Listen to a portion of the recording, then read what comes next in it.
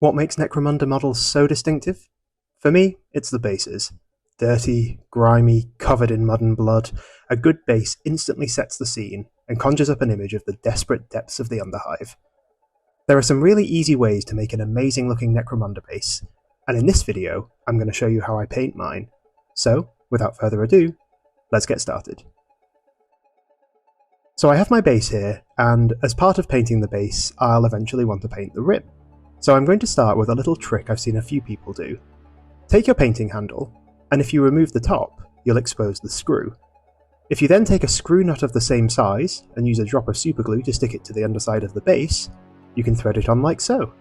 And voila, now you can reach the rim. To begin, I'm going to base coat everything with Dawnstone, making sure to get it into all the nooks and crannies.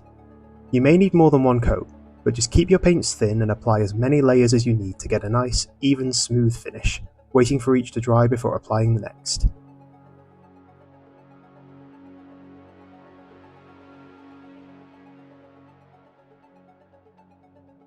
With that base coat applied, we can begin to make the base look really grimy, beginning with an all-over wash of Reikland Fleshshade, thinned with a little Lahmian Medium to help it flow better. Apply this all over and let it run into all the detail. You can be quite heavy-handed.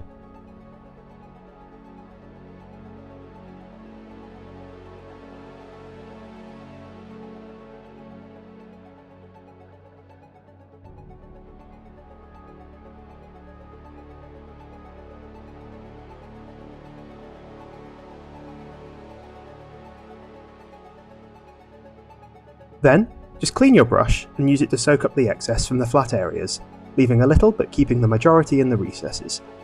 You can use this to pick up any shade where you think it's pooling too heavily, just wiping the brush off each time and using it to soak up where needed.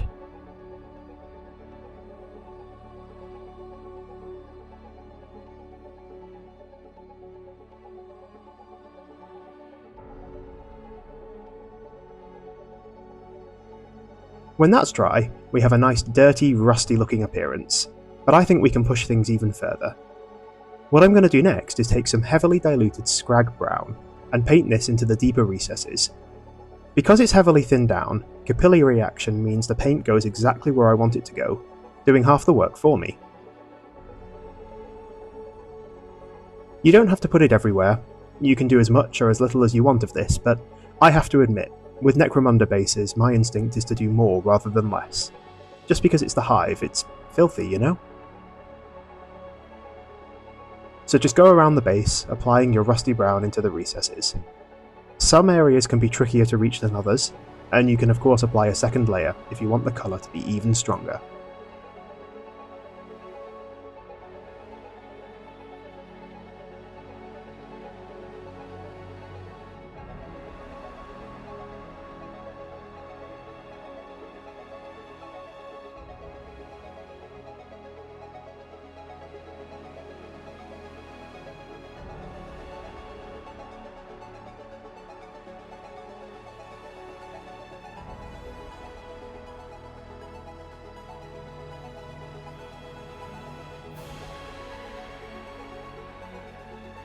We can now highlight up, beginning with a heavy dry brush of Administratum Grey. You can see how that's starting to pick out the raised areas. These bases have so much texture. Move the base around to hit it from every angle, and this will both start to highlight the raised areas and soften out some of the shading on the flatter panels.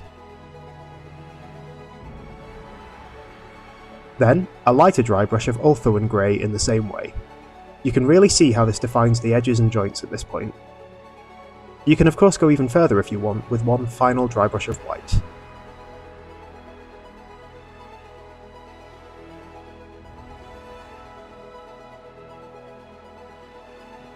And with that done, we have a really simple, but really effective Necromunda base.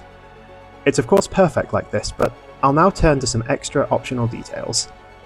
First, you can take some sponge and some Rhinox Hide, and just dab that lightly on, focusing especially on edges and corners where paint might chip away, to add on one last layer of dirt and visual interest.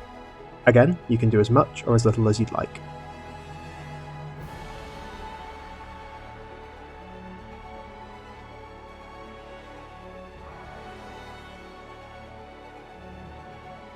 Of course, nothing screams Necromunda like hazard stripes, so I'm going to show you a really easy way to paint these.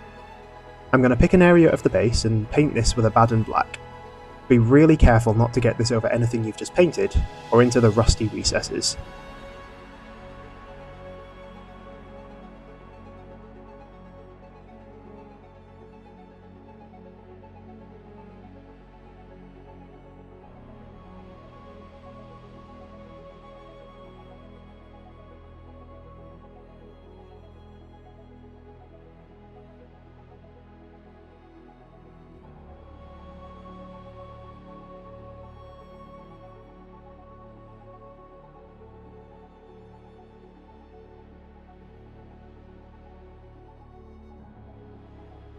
With that done, it's time for the stripes. Now, obviously hazard stripes are yellow and black, but it's very laborious to paint yellow over black, so I'm going to cheat and begin by painting my stripes with Corax White, which covers really well over black with just one layer.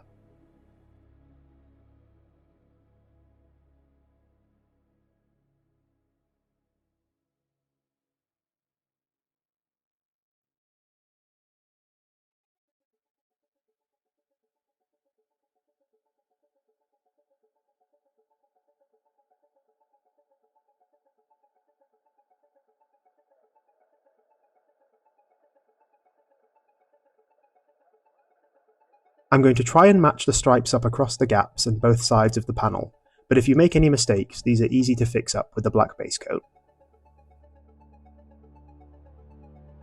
And then, we have our stripes sketched in, and the next step is as simple as applying a good layer of Iyanden Yellow contrast paint over the white. If you're quite thick with this, it will also provide the effect of shading in the centre, even though the stripes are flat.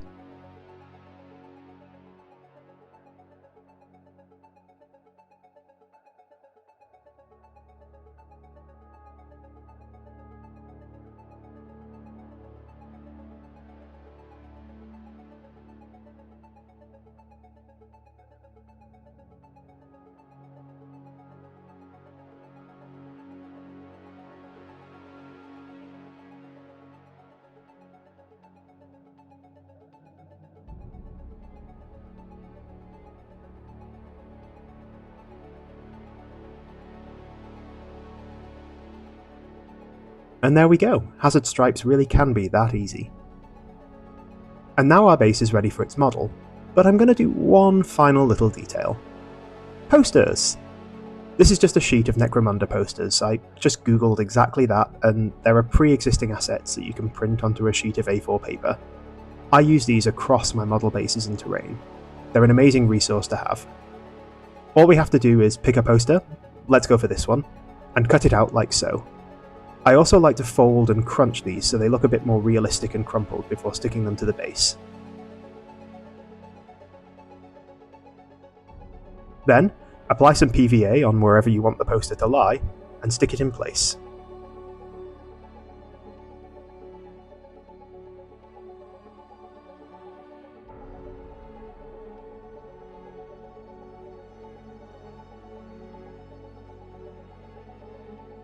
I then like to put some water on my brush and thin down the PVA, and apply a second layer over the poster to really cement it down.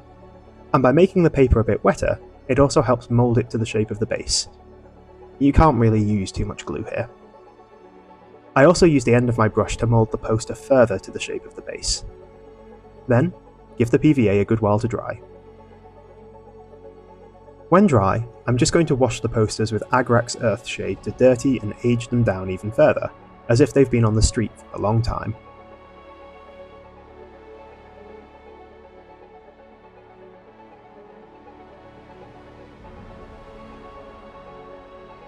And finally, paint the base rim with Abaddon Black.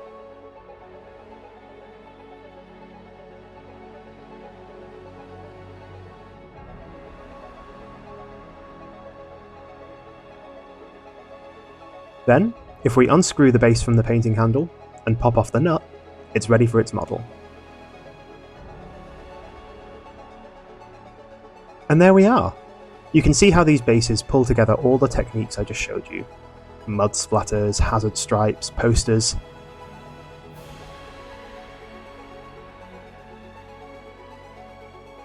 You can see here how you can also sponge on blood rather than mud for particularly violent models. It's that easy. I really hope you enjoyed this video and it inspires you to paint your own Necromunda bases like this. This video is the latest in a series of basing tutorials, so do please check out the others and leave a comment below if there's a type of base you'd like to see next. Otherwise, please do like and subscribe if you enjoyed the video. It really helps the channel grow and I appreciate it so much. I'll see you next time, but until then, happy painting.